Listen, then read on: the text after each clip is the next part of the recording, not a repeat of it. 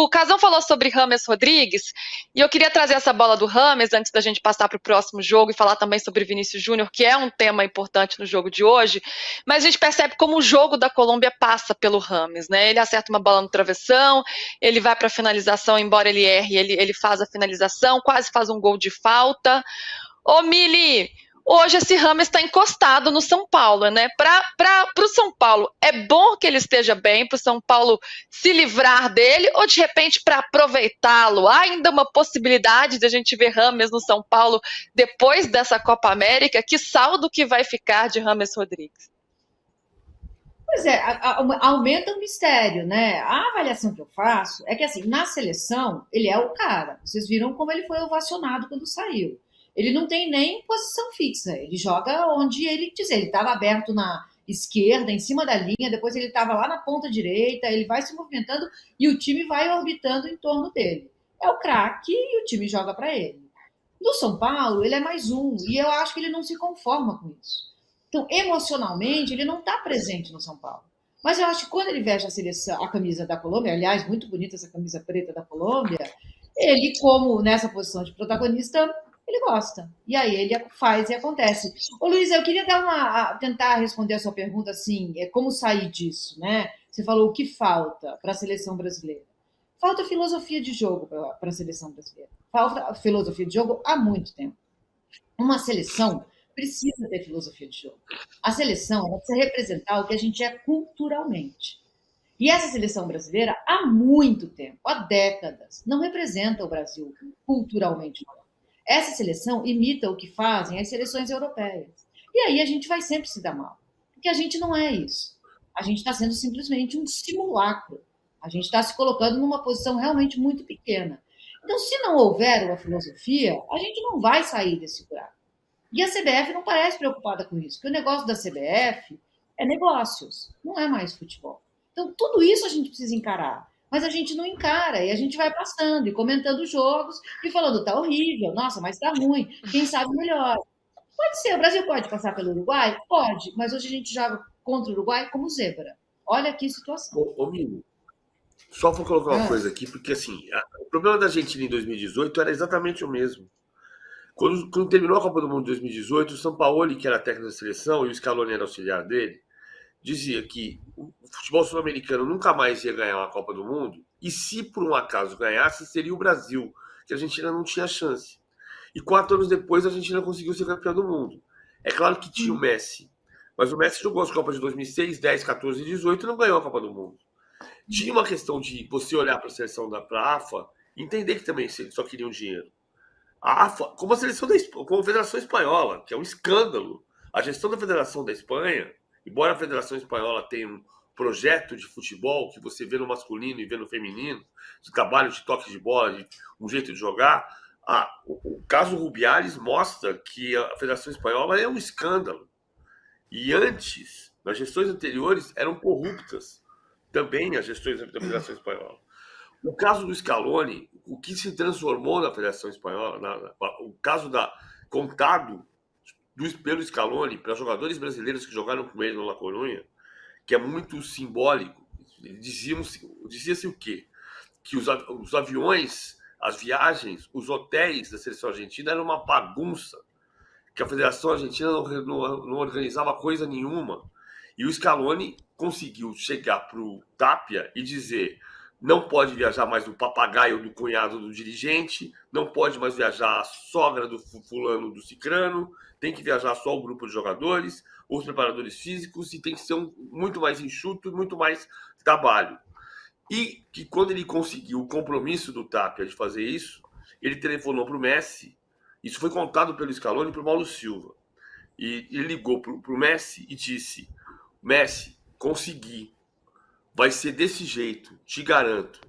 Mas a gente precisa de você. E o Messi virou para ele e disse: se vai ser assim, conta comigo. E a Argentina, que não ganhava nada desde 93, ganhou a Copa América e depois ganhou a Copa do Mundo. O que me lembra muito hoje, essa gestão de Ginaldo Rodrigues, e é claro que ninguém está tirando culpa do Dorival Júnior, nem está discutindo que não tem mais jogadores como o Ronaldo e como o Rivaldo. O que a gente está dizendo aqui é assim, tem uma questão de gestão que também é muito importante. O Casão trabalhou um pedaço da gestão Otávio Pinto Guimarães e na Bia Bichedi, que era uma zona. Era uma zona a tal ponto que o Brasil tomou 4-0 do Chile e foi eliminado da Copa América de 87, tomando 4-0 em Córdoba, num grupo que tinha Brasil, Chile e Venezuela. E 2 anos depois, já no começo da gestão Ricardo Teixeira, tomou 4-0 da Dinamarca. E 5 anos depois do fim do futebol brasileiro, o Brasil foi campeão do mundo. As pessoas esquecem que o Brasil tomou 4-0 do Chile, né? E era uma geração que tinha Careca, que já tinha Romário, que já tinha Miller começando, né? O Brasil passou muito perto do fundo do poço, como está passando agora de novo. Está muito perto do fundo do poço. E vamos contar uma coisa também. O Brasil vai pegar o Equador em setembro, o Brasil está em 6º lugar, o Equador está em 5º. O Brasil pega o Equador em algum lugar do Brasil em setembro, e depois pega o Paraguai em Assunção e o Chile em Santiago. Não é impossível estar em 8º lugar em novembro. Não é impossível. Agora, tem uma questão que é maior do que olhar para a escolha do técnico e para a escolha dos jogadores. A CBF está uma bagunça, uma zona. E isso tem que começar a resolver da organização, como era a AFA. A AFA, 6 anos atrás, tinha um técnico que dizia, naquela zona que o Messi mandava no Sampaoli, que o Messi virava de costas para o Sampaoli, e a seleção argentina fez o fiasco que fez na Copa do Mundo da Rússia, e 4 anos depois, só com organização e com o talento do Messi, evidente, de Maria, Julián Álvares, foi campeão do mundo, que o Sampaoli dizia nunca mais ia ser. Pois é. É isso. E aí, eu fico pensando como que essa discussão que a gente está tendo e também dessa relação tão desgastada da torcida com a seleção brasileira respinga nos jogadores, porque a gente tem visto algumas atitudes em campo que me lembram um pouco isso. Quando o Bruno Guimarães comemora um gol batendo ali no peito, falando aqui é Brasil. Quando o Danilo faz uma carta no The Players Tribune falando a torcida brasileira e querendo assim provar que eles sim se importam com a seleção brasileira. E aqui teorizando um pouco, até com algumas atitudes em campo, fazendo uma firula a mais ao invés de chutar direto para o gol. Não parece de alguma forma que esses jogadores eles tentam dar uma resposta para isso tudo que a gente está falando, de que sim eles se importam, de que sim há uma identidade, de que sim é um time que veste a camisa da seleção brasileira.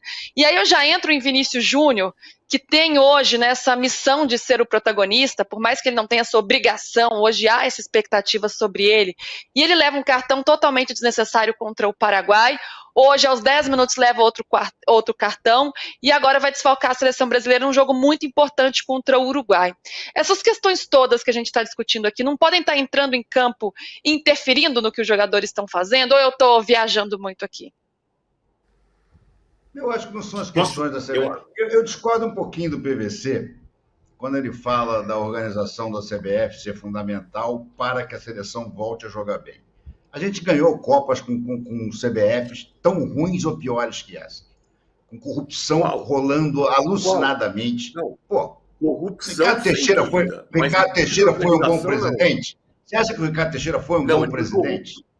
Ele foi só corrupto. Ele era péssimo. Ele era péssimo. Ele era péssimo. Ele botou Lazzaroni. Ele era um caos. Ele era um caos. O Ricardo Teixeira era um caos, PVC. Eu convivi bem com a era do Ricardo Teixeira. Ele era um caos. O que é pior. Além de ser corrupto, não estou dizendo que, claro, vamos fazer o seguinte: corrupto é óbvio que ele era. Isso está provado. Não estou dizendo isso. Ele era péssimo presidente. Ele era péssimo presidente. Foi ele que deu o golpe no Campeonato Brasileiro, trouxe o Fluminense da Série C para B. Ele escolhia o técnico e deixava na mão do técnico. Se o técnico não desse certo, ele mandava o técnico embora. Ele botou Leão, ele botou um diabo a 4. E deu sorte que uma hora encaixou lá em 94 com o Parreira e ele foi campeão. 2002, quem era o presidente da CBF? Não foi só sorte, Renato. Não foi só sorte. A CBF era corrupta, mas ela não era caótica. Era. Como é hoje. Ela foi caótica, não era. Era caótica. Você está equivocado. Não, eu cobri essa CBF. Eu também cobri. Era caótica. Era completamente caótica. O Ricardo Teixeira não sabia nada de futebol. Nada de futebol. Não sabia nada. Tá bom. Posso falar uma coisa, Não, gente? organização do futebol Posso brasileiro. falar uma coisinha? Posso falar uma coisa em cima do que a Luísa falou, dos jogadores? Será que eles não querem? Será que eles não querem provar? Será que eles não se preocupam? Eu vou dar um exemplo muito simples e vocês vão comparar e vocês vão ver que é real. O Cristiano Ronaldo não jogou nada na última partida contra a Eslovênia. Nada. Pegava na bola, errava, perdia, não conseguia dominar uma bola, furou. Na prorrogação, ele foi lá e perdeu um pênalti. Ele perdeu um pênalti. Virou a prorrogação, ele estava chorando na roda. Pô, falaram com ele, o jogo continuou, foram para os pênaltis. Ele foi lá e bateu o primeiro pênalti e fez o gol. Ele virou para a câmera e pediu desculpa para a torcida. Se fosse um jogador brasileiro que tivesse perdido o pênalti e depois tivesse feito na disputa de pênalti, tivesse feito dele, ele ia na câmera, ia bater no peito, ia falar, fala agora, ia mandar calar a boca. É essa a reação.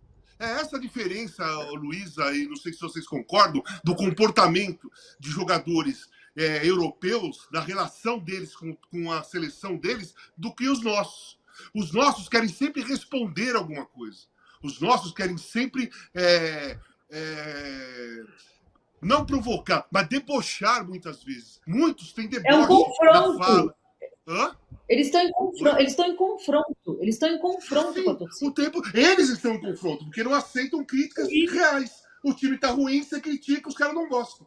O cara perde um pênalti, depois ele faz um gol de pênalti, ele vai xingar a torcida. Ele não vai ele não vai pedir desculpa como o Cristiano Ronaldo fez. Então eu acho muito simbólica aquela cena do Cristiano Ronaldo, comparando com o que acontece no nosso futebol.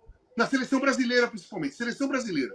É o que acontece na seleção brasileira. Quem que falou que o Bruno Guimarães foi comemorar e bateu no peito, aqui é Brasil? Foi você, Mili? Não, acho Eu que não. comentei.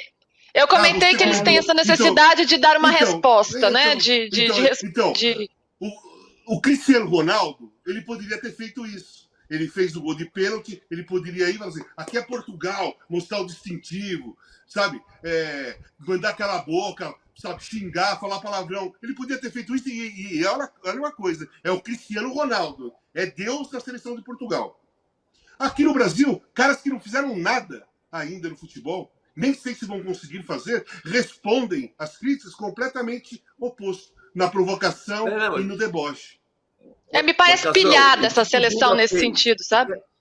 O que o Dunga fez quando comemorou a Copa do Mundo de 94? Como diz o Marcelo Barreto, Sim. É o único capitão que xingou a taça. O que o Dunga fez naquela... E aquela seleção era comprometida.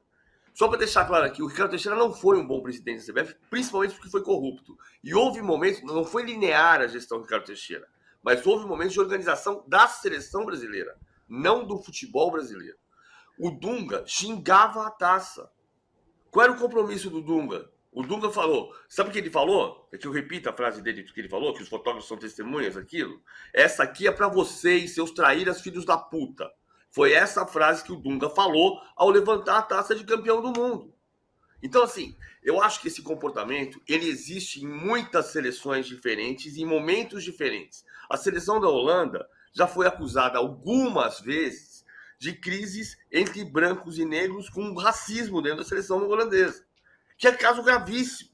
Por exemplo, na Eurocopa de 96, por exemplo. E não foi o único caso.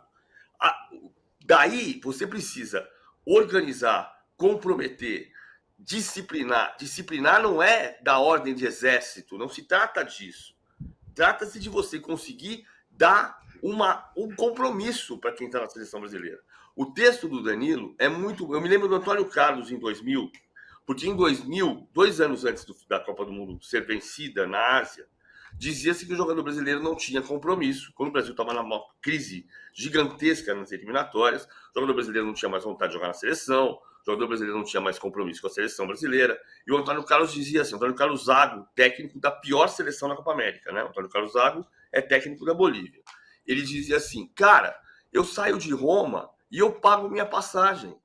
E a CBF passa... Aí eu vou ao encontro do que o Renato está dizendo, que isso é desorganização. A CBF passava 6 meses para devolver o dinheiro do Antônio Carlos.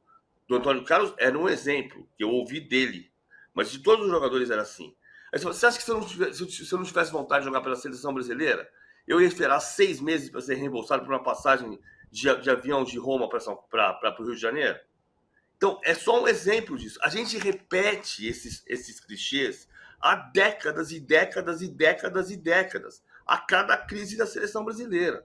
E a gente vive sempre nesse dilema entre o ufanismo do Luiz Roberto e essa nossa descrença, e ao mesmo tempo tem no meio disso uma multidão de gente em São Luís, em Salvador, em Manaus, em Belém, mesmo em Curitiba, em Porto Alegre, que quer ver a seleção brasileira de perto.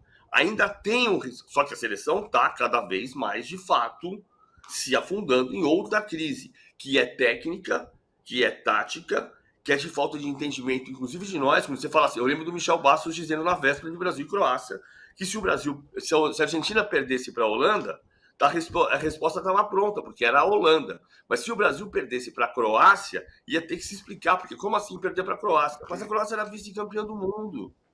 A gente não consegue olhar para o mundo e falar assim, pô, hoje a Croácia é melhor que o Brasil. Hoje a Colômbia é melhor do que o Brasil. O Uruguai é favorito contra o Brasil. E a única maneira de olhar... a gente fala isso e os caras respondem. Então eles não têm a realidade dos fatos. Porque a gente já está falando isso há um bom tempo.